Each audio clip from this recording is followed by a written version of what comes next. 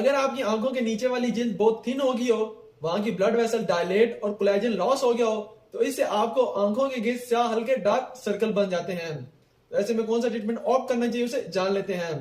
तो इसके लिए कोई ऐसा स्पेसिफिकली अप्रूव मेडिकेशन तो नहीं है, मगर जिस अंडरलाइन काज की वजह से ये डार्क सर्कल ओरिजिनेट हो उसको ट्रीट करके इन्हें कम किया जा सकता है।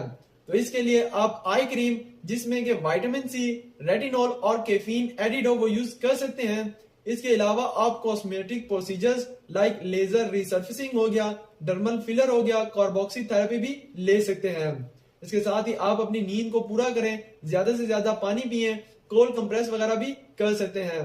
और अगर ये डार्क सर्कल एनीमिया की वजह से हो तो आप आयरन सप्लीमेंट्स लें, या हाइपोथायराइडिज्म की वजह से हो तो उसकी मेडिकेशन लें। और इसके अलावा भी बहुत सारी होम रेमेडीज अवेलेबल हैं, मगर वो कोई अप्रूव ट्रीटमेंट नहीं है।